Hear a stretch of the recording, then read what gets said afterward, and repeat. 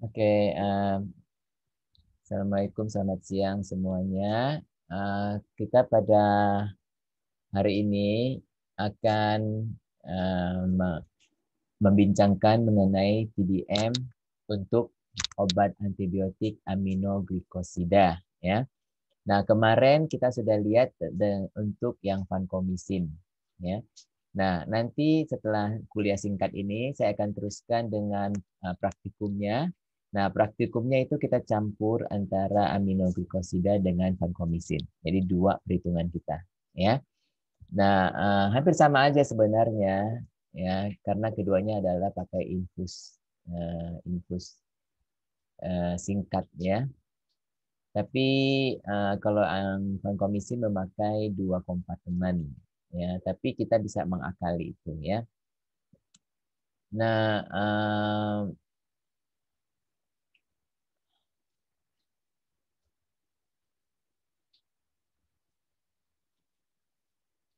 bentar ya.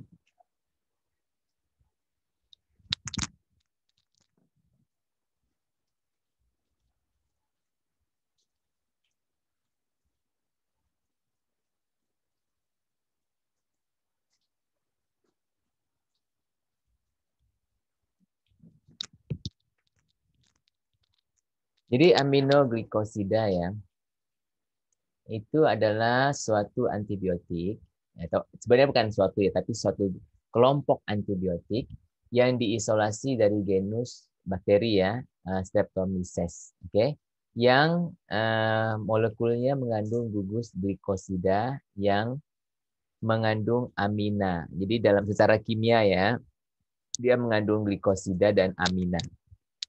Nah, prototipe pertama adalah untuk aminoglikosida, AMG ya singkatannya, adalah streptomycin ya, karena dari Streptomyces yang sekarang dipakai sebagai obat lini kedua untuk TBC ya. Nah, contoh-contoh lain yaitu gentamicin, amikacin, tobramycin, ini yang sering kita pakai ya, dipakai secara IV. Sedangkan neomycin itu dipakai secara topikal karena dia sangat toksik ya. Kalau dipakai IV nanti dia kena toksik ya. Dan juga tapi juga dipakai oral, tetapi dia tidak diserap ya. Jadi untuk tujuan infeksi usus besar. Sebab apa? Sebab dia masuk ke usus kita dan dia tidak diserap ya, dan dia bisa dipakai untuk infeksi usus besar ya, kolon ya. Sama halnya dengan vancomycin sebenarnya. Kemarin kan vancomycin oleh Bu Enti ya dibilang Mbak vancomycin itu tidak ada dalam bentuk oral karena dia molekulnya besar ya, tidak bisa diserap di usus ya. Tetapi sebenarnya vancomycin itu ada dalam bentuk oral ya, tapi bukan tidak ada di Malaysia, nggak ada di Indonesia ya. Adanya di luar negeri seperti di Amerika itu ada ya. Itu digunakan untuk infeksi di usus ya, terutama usus besar ya, karena kita tidak perlu diserap karena kita hanya untuk lokal di usus besar itu ya. Nah, itu biasanya infeksinya itu namanya PMC ya. Nah, pseudo membranous colitis ya. Nah, itu dia. Nah, aminoglikosida sendiri dia bersifat polar ya, sehingga dia tidak diabsorpsi pada saluran cerna ya. Dan dia larut dalam air sehingga kita bisa eliminasi melalui ginjal ya. Jadi kalau kamu lihat molekulnya ya secara kimia ya, dia itu agak beragam. Jadi pada umumnya mereka ada glikosida ya. Jadi kayak gini nih, molekul-molekul ini seperti molekul glikosida ya. Nah, dia ada N di sini ya, yaitu amina ya, amina. Maka dia disebut aminoglikosida karena dia banyak glikosida ini ya. Nah, glikosida ini adalah molekul seperti glukosa tapi dia ada aminonya ya, makanya dia disebut aminoglikosida ya.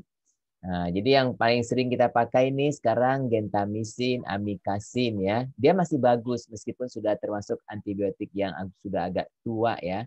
Tetapi masih bagus, masih bisa dipakai ya. Nah, Ada resisten tapi agak jarang ya, masih jarang. Ya. Mekanisme kerjanya ya, aminoglycoside menembus dinding sel dari bakteri melalui pori-porinya ya. Di dalam sel bakteri, aminoglikosida mengikat subunit 30S dari ribosom dan sehingga dia menghambat sintesis protein ya. Nah, aminoglycoside bersifat bakterisidal, yaitu membunuh bakteri ketika konsentrasi Cmax-nya berada 8 sampai 10 kali di atas konsentrasi hambatan minimum. Ya, jadi kalau dalam mikrobiologi kamu sudah diajari mengenai ini, konsentrasi hambatan minimum ya, atau bahasa Inggrisnya disebut minimum inhibitory concentration ya, MIC. Oleh karena itu, aminoglycoside sering disebut concentration dependent ya. Artinya dia itu sangat tergantung dengan konsentrasinya yang tinggi ya, konsentrasi yang tinggi ya. Sedangkan untuk vancomycin kita sebut time dependent karena dia sangat tergantung dari waktu ya, waktu waktu di mana dia berada di atas MIC ya, itu adalah untuk vancomycin. Oke. Nah, aminoglycoside juga mempunyai post antibiotic effect ya, yaitu singkatannya PAE, PAE ya, PAE ya. Post antibiotic effect. Apa itu? Yaitu efek antibiotiknya tetap terlihat meskipun konsentrasinya sudah di bawah MIC. Ya. PAE untuk aminoglycoside dilaporkan sekitar 8 sampai 10 jam. Ya, jadi kalau kalian nanti lihat ya, aminoglycoside itu, aminoglikosida ini ya, dia waktu paruhnya antara 2 sampai 3 jam. Ya, kalau waktu paruhnya 2 sampai 3 jam karena dia begitu larut dalam air ya. Kalau obat-obat yang larut dalam air itu lebih mudah dikeluarkan ya oleh ginjal ya. Jadi kalau waktu paruhnya 2 sampai 3 jam, kita bisa prediksi bahwa dia harus diberikan lebih dari sekali sehari pasti ya. Biasanya 3 kali sehari. Jadi aminoglycoside seperti gentamicin biasanya diberikan 3 kali sehari ya. Tetapi karena dia bisa mempunyai masih mempunyai efek antibiotik meskipun sudah 8 sampai 10 jam ya, konsentrasinya rendah, maka kita bisa berikan dia lebih sedikit ya, misalnya 1 kali sehari atau 2 kali sehari ya. Nah, spektrum dan indikasi. Spektrum antimikrobanya ya,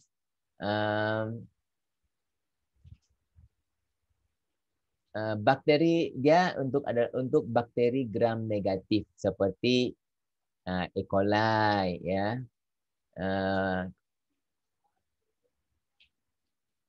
Enterobacter, Klebsiella, Proteus, Providencia, Pseudomonas, ini kita yang sering dengar ya, Pseudomonas, E. coli ya, E. coli, oke.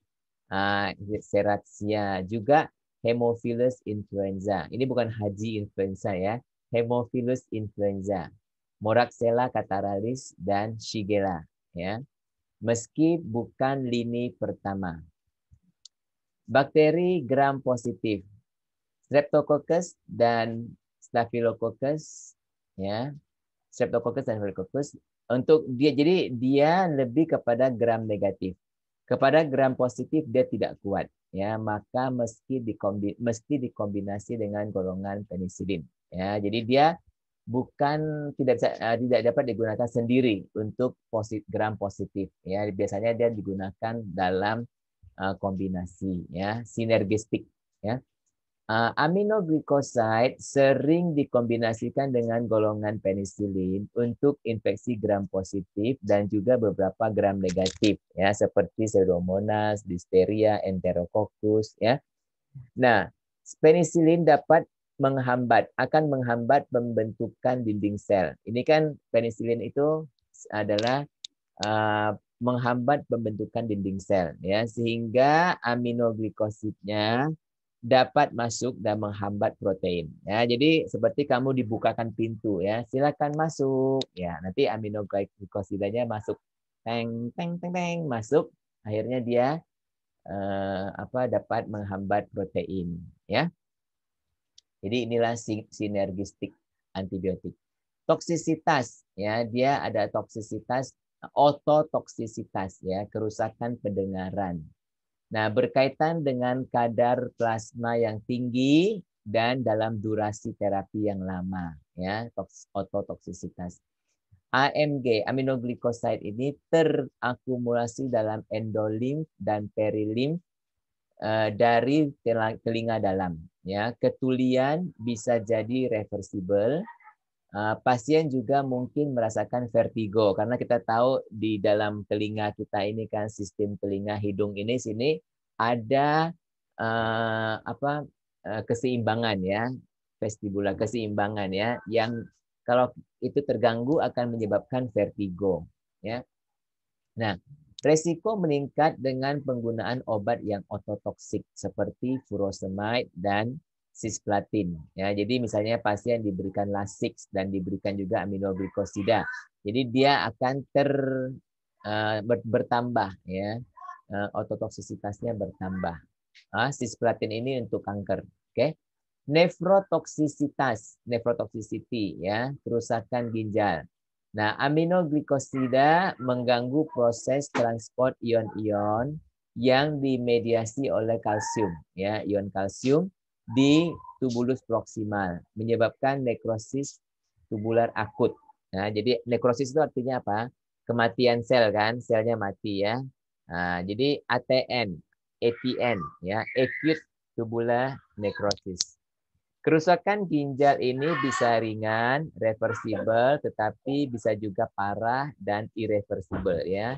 Nah, resiko nefrotoksik berkaitan dengan konsentrasi terutama jika kadar minimumnya, jadi kadar minimum, kadar trough ya, kadar minimum melebihi 2 mg per liter. Ya, jadi resiko nefrotoksik itu sudah meningkat kalau ini ya. Nah, resiko meningkat bila diberikan bersama obat nefrotoksik lain seperti vancomycin. Ya.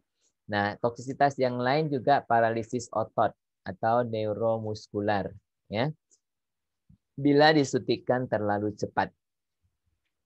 Nah, farmakokinetik ya, absorpsinya karena dia bersifat polar, maka absorpsi di saluran cerna ya, GI tract, gastrointestinal tract ya, sangat kurang. Tidak diberikan secara oral untuk tujuan sistemik kecuali neomycin ya, untuk tujuan infeksi usus besar ya, yang tidak terserap, tadi sudah saya jelaskan. Distribusi karena bersifat larut dalam air, maka dia kurang tersebar jaringan ya. Jadi obat banyak terdapat di pembuluh darah ya. Nah, di sini volume distribusinya jadinya kecil ya dibanding dengan misalnya digoxin. Digoxin itu lebih besar ya. Nah, pada orang dewasa sekitar 0,2 sampai 0,3 liter per kg ya, tergantung dari berat badannya ya. Nah, berat badan sini nanti akan dihitung dengan ideal body weight ya, berat badan ideal. Kenapa? Karena dia kan larut dalam air. Jadi dia hanya ada pada otot-otot yang bagus ya, bukan pada lemak. Oke? Nah, sebentar ya.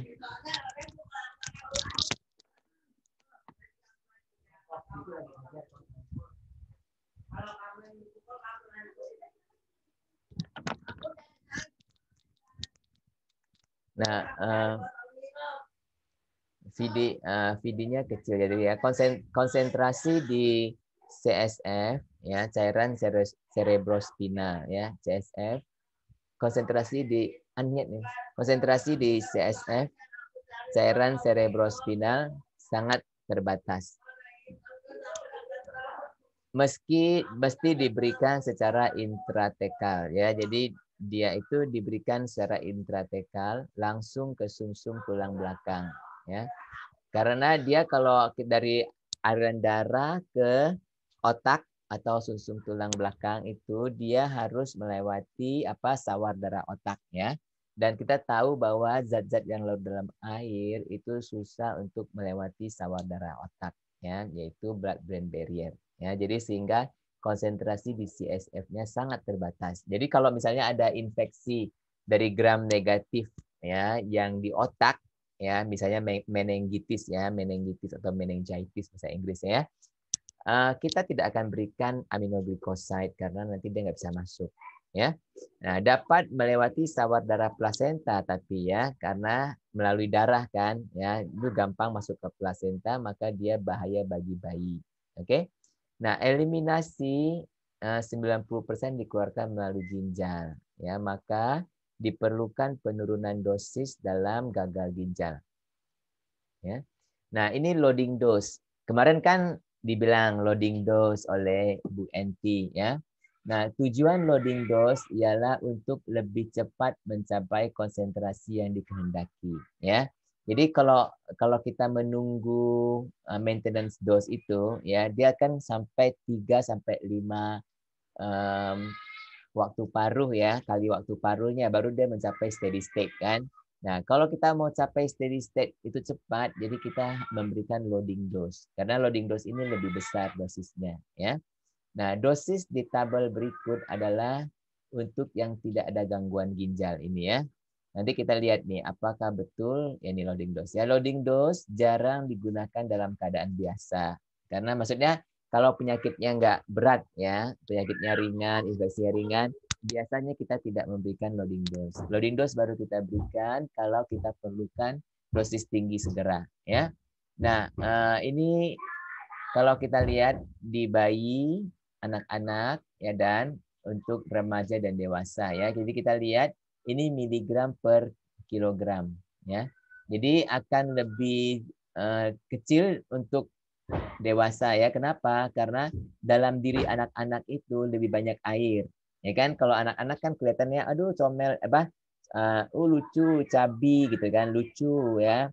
Karena apa? Karena dia itu di dalam jaringan itu banyak air, ya. Nah, karena itu maka karena kan si gentamisin itu kan larut dalam air, ya. Jadi dia akan harus lebih banyak konsentrasi dalam air itu, ya. Nah, dibanding tapi di samping itu juga karena per kilogram, ya, per kilogram. Jadi nantinya untuk orang dewasa akan lebih besar dosisnya karena per kilogram karena orang dewasa kan lebih berat daripada anak-anak, ya. Nah, ini yang tadi ini SDSI ini standard dose, standard interval. Artinya ini adalah dosis konvensional, ya, di mana dia mungkin 2 atau 3 kali sehari diberikan, ya, lebih dari sekali sehari. Itu adalah standar loading dose ini. Ya, kalau diberikan sehari sekali tidak memakai ini. Ya, mungkin tidak memakai ini, lebih besar, ya. Nah, sekarang untuk maintenance dose-nya, ya, tadi yang SDSI itu, ya, dosis konvensional, ya. Nah, saya bagi 2 yaitu amikacin dan gentamisin, ya. Karena apa? Ini 2 obat ini yang paling sering dipakai, ya. Nah, untuk amikacin dosis konvensional 15 mg per kilogram per hari, ya, dibagi dalam 2 kali sehari. Oke. Nah, untuk infeksi parah sehingga 22,5, ya, bisa naik sampai 22,5. Nah, juga dalam 3 kali sehari. Jadi kamu bagi. Jadi kalau misalnya ini dibagi dalam 2 kali sehari, 3 kali atau 2 kali, ya. Saya rasa 3. Saya salah cetak ini, saya salah ketik nih, ya. Maaf, ya. 3 kali sehari, ya. Jadi kalau sekali seharinya berarti dia 5, ya, langsung 5 mg per kilogram, ya. Kemudian maksimalnya adalah 1,5 gram, ya, dalam per hari. Ini kan miligram, ini nanti gram, ya. Biasanya tidak lebih dari 1 minggu diberikannya, ya. Jangan diberikan lebih dari 2 minggu. Jadi maksimum diberikan 2 minggu. Kalau lebih dari 1 minggu, maka kita perlu memonitor, ya, monitor creatinine clearance dan kadar obat dalam darah. Karena apa? Karena kemungkinan besar mulai akan terjadi kerusakan ginjal, ya. Jadi kita lihat apakah creatinine clearance-nya ini akan menurun atau tidak, ya. atau serum kreatinin ya akan naik atau tidak. Nah, kalau untuk dosis kali sehari ya single daily dose atau once daily dose ya kadang-kadang disebut single daily dose atau once daily dose ya. Jadi dia ya baiknya kita pakai once daily dose lah bukan single ya. Once daily dose. Once daily dose ODD ya, once daily dose. Alright. Sebelum saya lupa ya.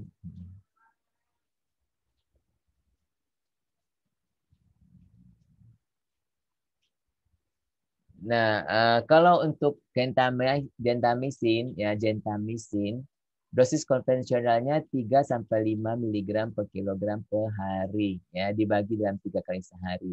Nah, anak-anak adalah 6 mg per kg per hari, dia dibagi dalam 3 kali sehari, jadi satu kalinya 2 mg, ya 2 mg per kg per hari. Untuk endokarditis, karena untuk endokarditis yaitu infeksi dari jantung ya, infeksi di selaput jantung yang paling dalam ya. Nah, jika dikombinasi dengan obat golongan penisilin, maka kita cukup memberikan 1 mg per kilogram ya untuk 3 kali sehari. Jadi sekali diberikan 1 mg per kilogram. Nanti dalam satu hari 3 mg per kilogram dalam sehari ya. Nah, jadi dia dosisnya lebih rendah. Kenapa lebih rendah? Karena dia dikombinasi dengan penisilin, ya. Nah, biasanya tidak lebih dari 1 minggu juga. Dari sama dengan ini ya. Kalau lebih dari 1 minggu, kita perlu monitor creatinine clearance dan kadar obat dalam darah. Ya, maksimal 2 kali seminggu. Maksimal 2 minggu. Jadi kalau untuk dosis sekali sehari once daily dose ya yaitu 5 sampai 7 mg per kilogram per hari. Nah, parameter farmakokinetik ya juga untuk amikacin dan gentamisin ini yang sama ya. Waktu mencapai puncak itu biasanya dalam 1 jam ya.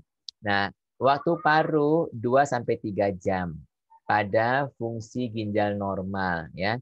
Tentunya kalau ginjal pasien itu sudah tidak normal, ya rusak, maka waktu paruhnya pun akan tambah panjang, ya.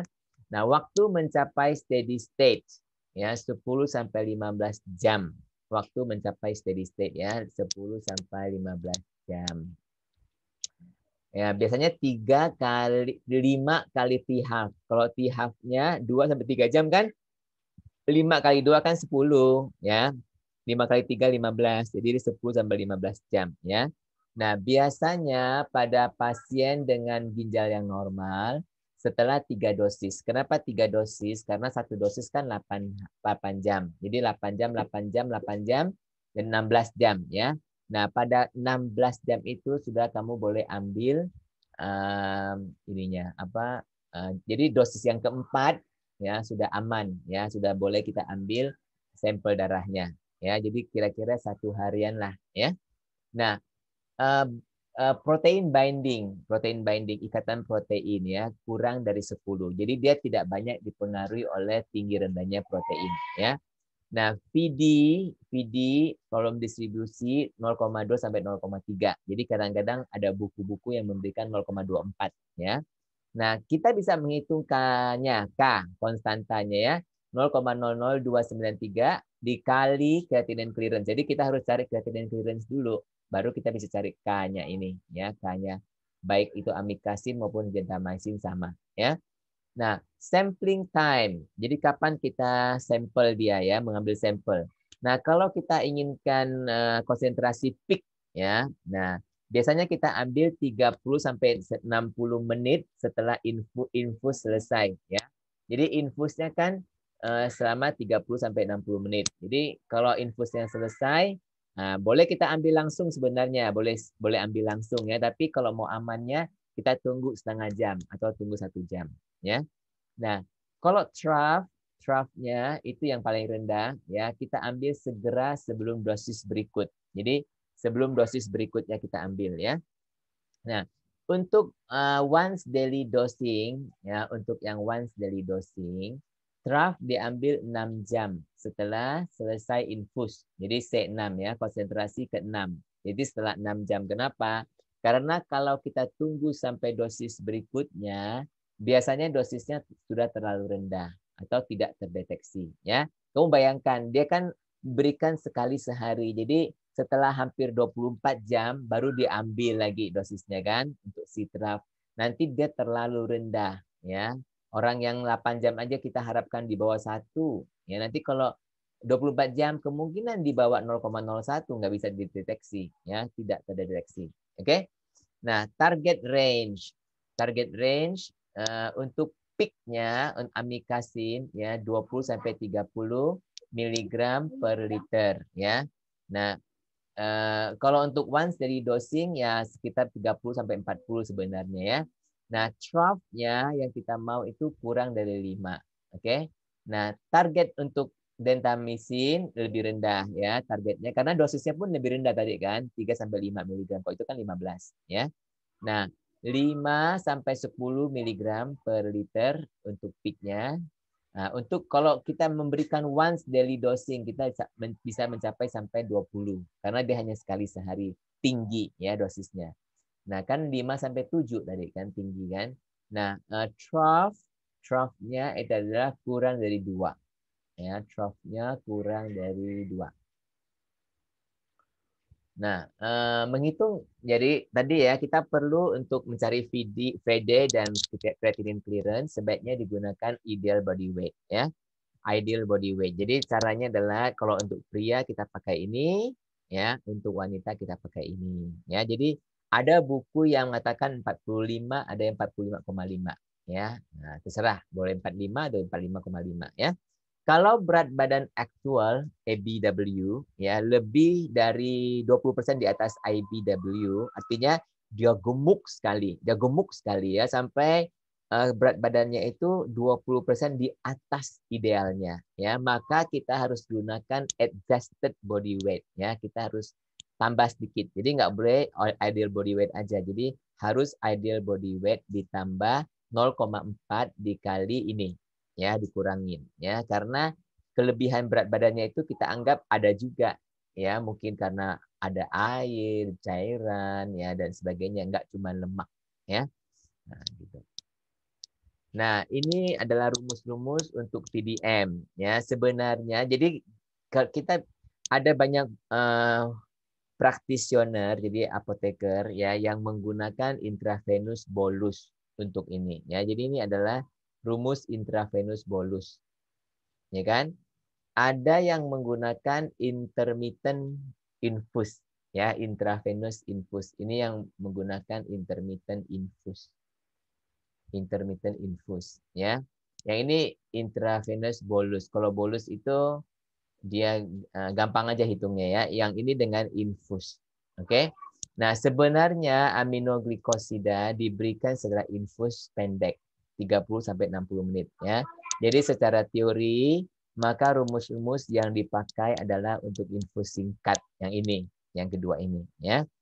Namun karena pemberiannya hanya singkat, ya pemberiannya hanya singkat kan 30 sampai 60 menit ya.